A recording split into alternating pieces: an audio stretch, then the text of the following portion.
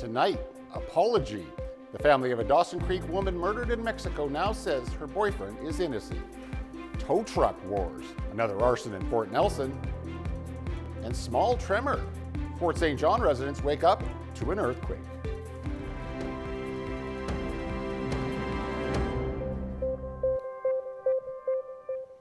Good evening and thank you for joining us. We begin tonight with a dramatic turnaround from the family of a Dawson Creek woman murdered in Mexico. Kiera Agnew was killed at a resort in Playa del Carmen in 2023. For the past 2.5 years, her family blamed her boyfriend for the death, but that is no longer the case after a face-to-face meeting with Ryan Friesen. He was willing to sit down across from me and my sister and 2 other people and have those hard conversations and those extreme moments of vulnerability. And I am just very thankful that we had that opportunity. And I want to say that I am sorry on behalf of the other members of my family that are continuing this hate campaign, because it's so misguided and it's going in the wrong direction. Levesque said her meeting with Friesen was eye-opening. She and Kiera's mother reached out and asked for DNA testing that was promised but not delivered during the trial. She says the findings absolve Friesen of guilt in Kiera's death. The family is still seeking answers as to who killed Kiera, but for now, they're finally beginning to heal. That you've had, because it has allowed so much healing and so much peace and serenity. You know, it gives answers where they were lacking. Friesen was acquitted of femicide in a Mexican court in 2024. The family says they still have many questions about how the case was handled. Levesque said prosecutors led them to believe it was going to be an open and shut case. A petition with over 3,500 signatures was started last year to demand answers and safeties for Canadians abroad. Northern Rockies RCMP called to the scene of a fire in a vehicle impound lot in Fort Nelson. It happened in the morning of September the 27th inside a secured lot operated by Onnit Towing on 44th Avenue. Now, Mounties say several vehicles were engulfed in flames. They say Onnit Towing has been the victim of many suspicious fires in the past 16 months. Police add that evidence at the scene points to each fire being intentionally started. Back in June of 2024, a man was arrested in connection with a fire at the same location. The security footage showed 2 men breaking into the compound and lighting 2 vehicles on fire. It's believed the new fire is part of an ongoing tow truck war dating back to last year.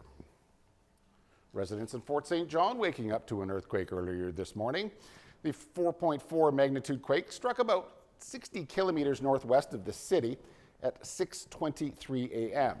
The tremor occurred at a depth of 5 kilometers. Earthquake Canada says no damage has been reported and none is expected. The quake happened in an area where there is oil and gas activity. Shaping the Peace is a new report raising awareness about the contribution that Northeast BC makes to the rest of the province. According to the report, the Peace region continues to be the economic engine that drives the BC's economy. It's an outsized impact that Northeast BC makes on the whole province, and everyone benefits. Unfortunately, it's often out of public sight.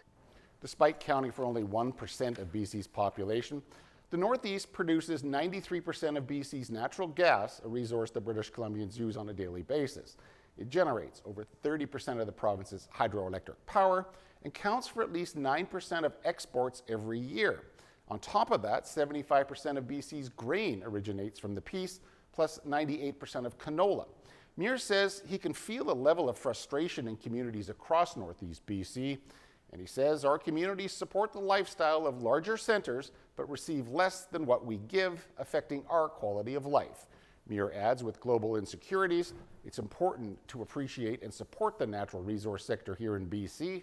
And he says now more than ever, larger cities are realizing the need for being self-sufficient, and that starts right here in the Peace region. One of Canada's biggest airlines says some passenger data was recently exposed in its cybersecurity breach. WestJet saying it detected suspicious activity back in June and later found that a sophisticated criminal third party had gained unauthorized access to its systems. The airline says the type of data exposed in the breach varied, but it could include names, contact details, travel information, and documents tied to reservations. However, the airline says no banking information was obtained in the breach. A day before Canada marks the Truth and Reconciliation Day, the province of Saskatchewan has formally apologized to former students of a boarding school. The province agreeing to pay millions in restitution to survivors. The group says they faced similar atrocities to those in residential schools, but have been left out of previous settlements. Alison Banford reports. On the eve of the National Day for Truth and Reconciliation, finally some closure for the Isle Lacrosse school survivors. For decades, they've fought to have their physical, mental, and sexual abuse acknowledged. And today, the Saskatchewan Premier offered this. Simply put, these schools were a mistake, and they shouldn't have existed. And today, on behalf of the province of Saskatchewan, I apologize to you. The Isle Lacrosse School operated for more than a century, from 1860 to the 1970s, first established by a missionary congregation of the Roman Catholic Church. The school predated the federal residential school system, and because of that was left out of the 2006 Indian Residential Schools Settlement Agreement. About 1,500 students, most of them Métis kids from northern Saskatchewan, attended the school in Isle Lacrosse, roughly 460 kilometers north of Saskatoon. Students say they were stripped of their language and culture and abused. Along with today's apology, Premier Scott Moe announced an agreement in principle that will pay $40 million in compensation to former students and their families. In March, Isle Lacrosse school survivors reached a similar agreement with the federal government to pay $27 million in compensation, along with $10 million in a legacy fund. Survivors say the school caused 7 generations worth of harm, and now the community needs to heal for the next 7 generations. To Ottawa now, where Conservative leader Pierre Poilievre says the price of food in Canada is at a crisis level, and he's blaming Liberal policies and spending. Inflation is caused by one thing, and only one thing, and that's government. Government spending and government taxes drive up the cost of food. Food prices should be plummeting, to be frank, because farmers produce far more food on far less land, with far less fertilizer, far less labor, far less water than ever before. So it would be, based on the market, food prices should be dropping dramatically every single year. Why are they going up? Poilievre says there are 4 so-called grocery taxes that are increasing prices: the carbon tax, the food packaging tax, the fuel standard tax, and what he calls the inflation tax. And as a result, Poilievre says that Canadians spend an average of about $700 more every year now on food. Poilievre adds the budget in November will only make things worse. Federal NDP leadership candidate Heather McPherson says Canada's energy industry needs to be built right here in this country, not abroad.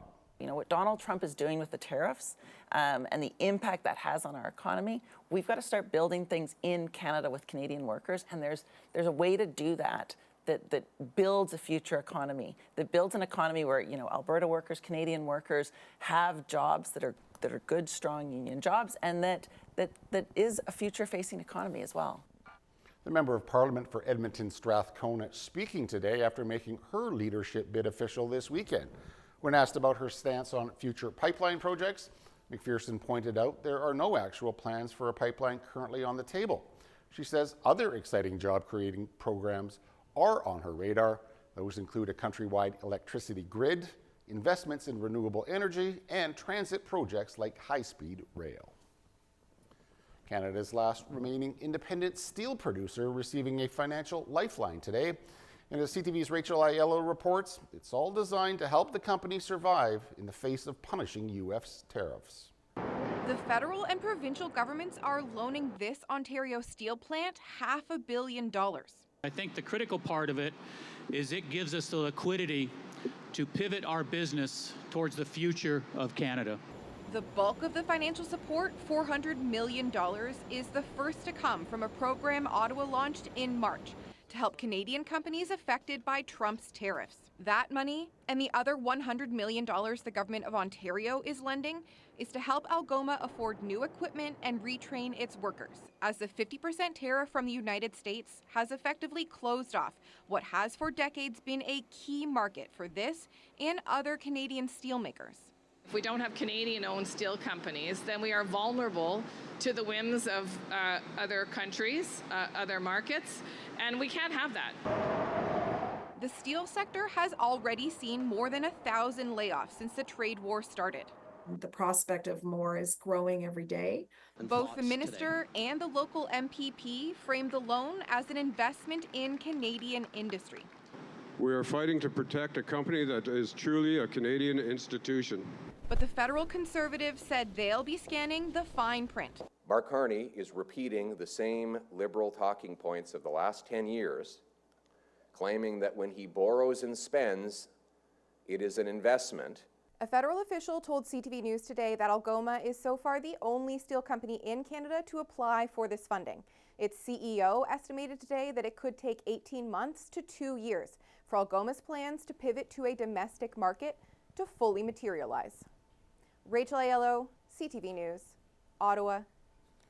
Donald Trump is threatening to impose tariffs on all movies made outside of the United States.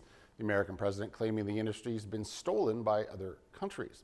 The president wrote on Truth Social that California has been particularly hard hit, and he adds a 100% tariff will be imposed on any and all movies made outside of the states.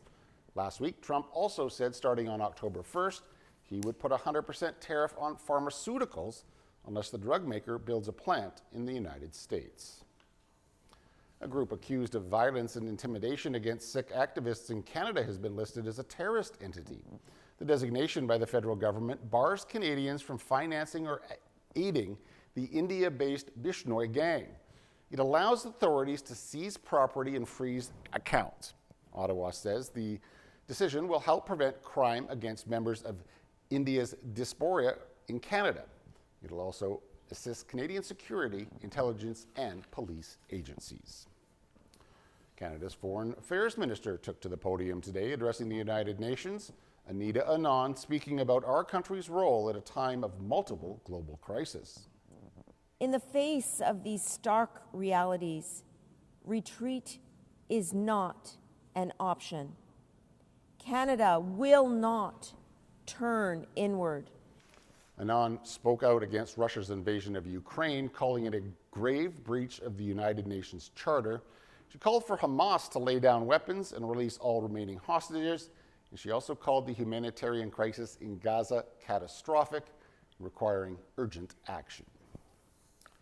Well, back here at home, communities across the Peace region are doing their part in honoring the National Day for Truth and Reconciliation on Tuesday.